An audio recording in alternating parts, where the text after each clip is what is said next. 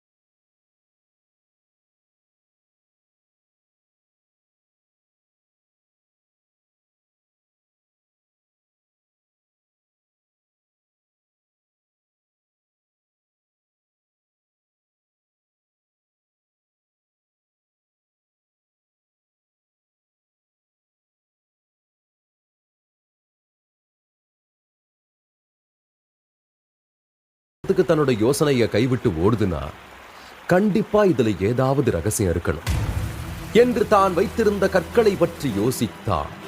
கிட்டத்தட்ட 300 மைல்கள் இருவரும் ஓடி இருப்பார்கள்.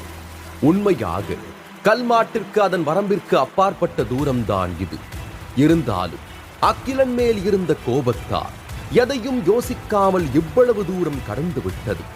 அதே சமயம் அக்கிலன் ஒரு இடத்தில் ஆணி அடித்தார் போல் நின்றுவிட கல்மாடு அவனை யோசனையாக பார்த்து கொண்டே அதன் ஓட்டத்தை நிறுத்திக் கொண்டது. இவ்வளோ நேரம் என்ன துரத்தி சந்தோஷமா இருந்திருப்ப, ஆனா இப்ப எல்லாத்துக்கும் பதில் சொல்ல வேண்டிய நேரம் வந்துருச்சு என்றவர் தன்னுடைய துப்பாக்கியால் கல்மாட்டை சுட ஆரம்பித்தார். அது மிகவும் வலுவாக இருந்தாலும் மெதுவாகத்தான் இருந்தது. தன்னை காப்பாற்றிக் கொள்ள அதிர்ச்சி அலைகளை கொண்டு வந்த போதும் தோட்டாக்களை தடுக்க முடியவில்லை. ஏனோ அது ஆமையை விட இன்னும் மெதுவாக செயல்பட்டது. உடனே அக்கிலன் இதுதான் சரியான சந்தர்ப்பம் என்று தன்னுடைய வாள் மற்றும் கத்தி சக்திகளால் கல்மாட்டை வெட்டினார். ஆனால் அதிர்ச்சி கொடுக்கும் விதமாக அதன் மீது ஒரு வெட்டு விழுந்த நொடி அக்கிலனும் கீழே விழுந்திருந்தார்.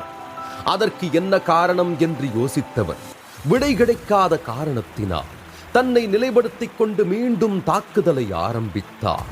அதனால் கல்மாட்டின் உடலில் பல அடையாளங்களை காண முடிந்தது. அதைத் தொடர்ந்து ஊதா நிற பேய்ப்பல் கத்தியின் சக்தி பரவ ஆரம்பித்தது. இந்த பக்கம் இருந்த கல்மாடு தன்னுடைய ஏனைய தோழர்கள் வருகின்றனவா என்று ஒரு பக்கம் பார்வை செலுத்தியபடி அத்தனை வெட்டுக்களையும் உடலில் வாங்கிக் கொண்டது. ஆனால் அதற்கு ஏமாற்றம் கொடுப்பது போல் அது எவ்வளவு சத்தமாக அழைத்தும் எந்த பயனும் இல்லை. அதன் அலறலை கேட்கும் தூரத்தில் இல்லாமல் மற்ற மாடுகள் எங்கோ இருந்தன. அடுத்த 30 மணி நேரத்திற்கு அகிலனும் கல்மாடும் சண்டை போட்டுக் கொண்டே இருந்தனர். இறுதியாக அகிலனின் கத்தி கல்மாட்டின் உடலை கிழித்தது. அங்கே உடைந்த பாறை துண்டுகளை தவிர வேறு எதையும் அகிலன் பார்க்கவில்லை. உடனே விகாரியான ஜெனோஜெனிக் மார்க்யூஸ் கொல்லப்பட்டது. விகாரமான ஜெனோஜெனிக் உயிரணு கண்டுபிடிக்கப்பட்டது. பெறப்பட்ட விகாரமான ஜெனோஜெனிக் மிருகத்தின் ஆன்மா அரக்கன் கல்மாடு என்று அகிலனின் தலையில் அறிவிப்பு ஒலிக்க அவன் உதட்டில் மெலிதான புன்னகை தோன்றியது. அடுத்த சில நிமிடங்களில் கல்மாடு அருகே சென்றவன் அதன் உடைந்த பாறை வடிவிலான பாகங்களை எடுக்கத் தொடங்கினான். அதன் உடல் கல்லால் ஆனது. அதனால் அதற்கு சதை கிடையாது. இருப்பினும் அதன் சிறப்பு இதயத்தை கண்டுபிடித்தவன் அதன் உள்ளே ஒரு விளக்கு இருந்ததையும் பார்த்தான். உடனே அவனுக்கு இதற்கு முன்னால் கொன்ற இன்னொரு கல் பசுவின் நினைவு வந்தது. அதற்கு மேல் இந்த விகாரமான ஜெனோஜெனிக் உயிரணுவை செம்மைப்படுத்திய பிறகு எப்படி இதை கொண்டு மற்றவைகளை பயமுறுத்துவது என்பதை யோசித்தான். உண்மையில் அவனுக்கு கல்மாட்டை பற்றி தெரிந்து கொள்ளும் ஆர்வம் நிறையவே இருந்தது. ஆனால் அதற்கு அவன் ஒரு மார்க்யூஸாக இருக்க வேண்டியிருந்தது. ஏனென்றால் கல்மாடு ஒரு மார்க்யூஸ் விகாரி இனவாத இனத்தை சேர்ந்த உயிரினமாகும்.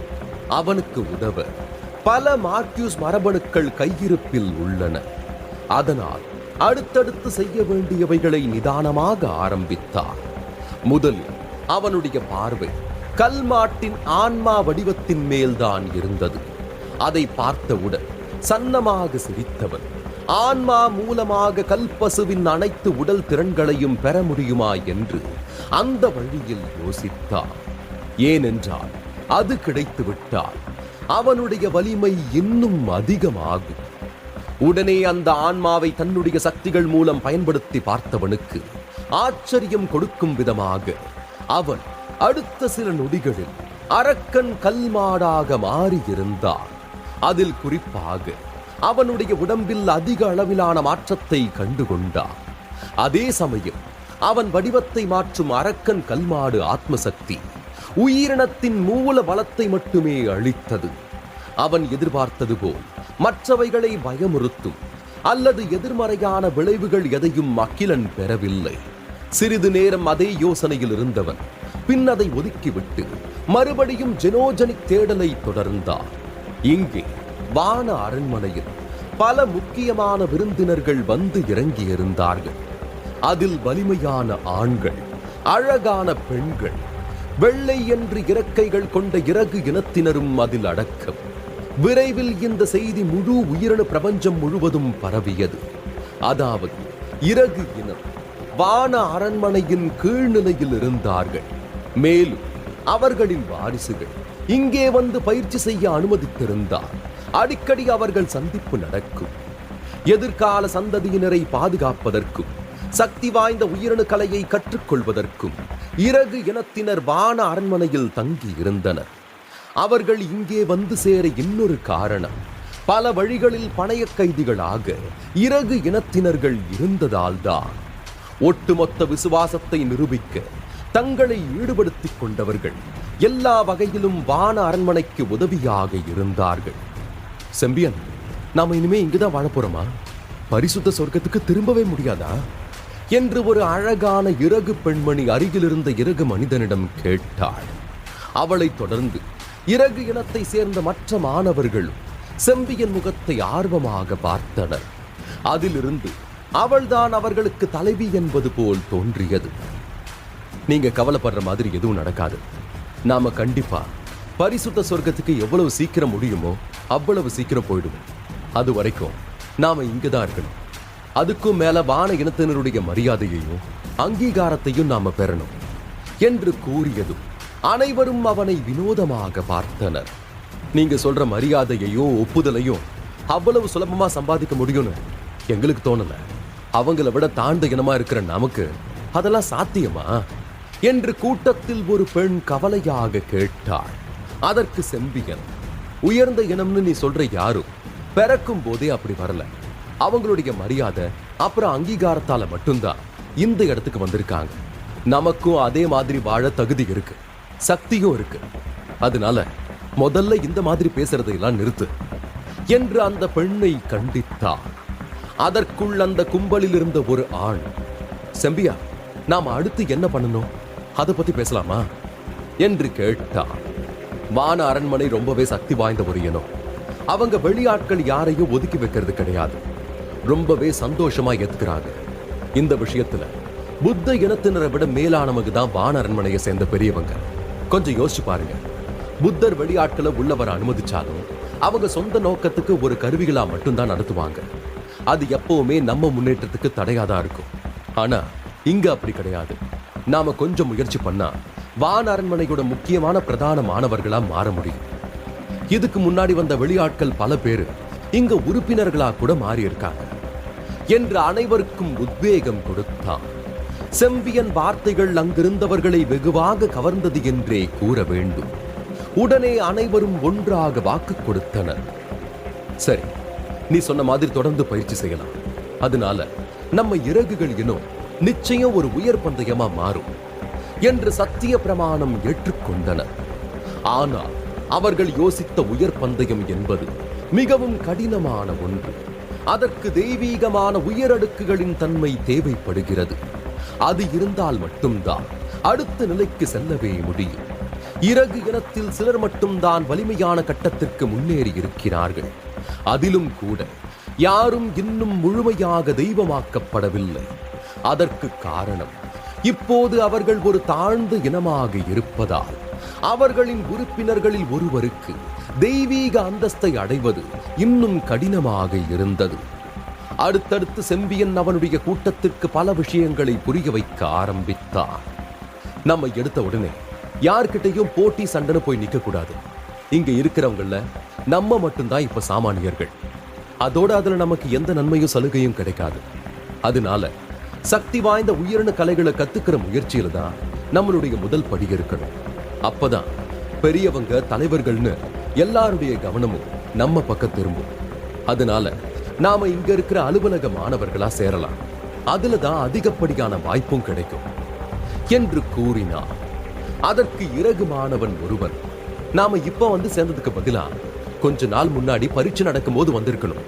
அந்த சமயம் நமக்குள்ள இருக்கிற சில திறமைகளை காட்டி இருந்தா கண்டிப்பா ஏதாவது ஒரு இடத்துல நாம பாதுகாப்பா சேர்ந்திருக்கலாம் என்று கவலையாக கூறினார்.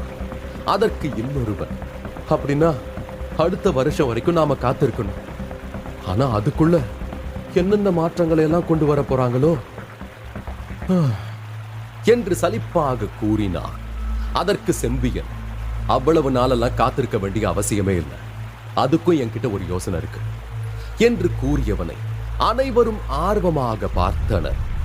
நம்ம படிகவாதிகள்ல சேர்ந்த கொங்கன் ஒரு தெய்வீகமான இறக கத்திராணி மாணவனுக்கு பரிசளிச்சான்னு நாம எல்லாருமே கேள்விப்பட்டோம். ஞாபகம் இருக்கா என்றவுடன் அனைவரும் ஆம் என்பது போல் தலையாட்டினர். அவன் இப்போ இங்கதான் இருக்கான். அதுவும் இப்ப நடந்த போட்டியில மீகனை ஜெயிச்சிருக்கான். அதுவும் ஏரல் வகுப்புல இருந்த ஒருத்தன் இவ்வளவு பெரிய சாதனையை ரொம்ப சுலபமா பண்ண காரணத்தினால அவனை இங்க எல்லாருமே தலையில தூக்கி வச்சு ஆடுறாங்க. இப்ப நமக்கும் அதே அங்கீகாரம் மரியாதை கிடைக்கணும்னா அவனை தோக்கடிச்சா மட்டும் போதும் என்று கூறினாள்.